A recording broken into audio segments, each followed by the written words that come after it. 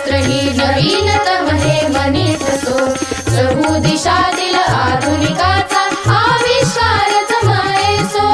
विद्येने नव जीवन घडवी देशही तोच सुखमायसो दुनियेमध्ये सुशिक्षितांना प्रलोभनाच्या पायघड्या प्रज्ञा मतलब शिकली तर मग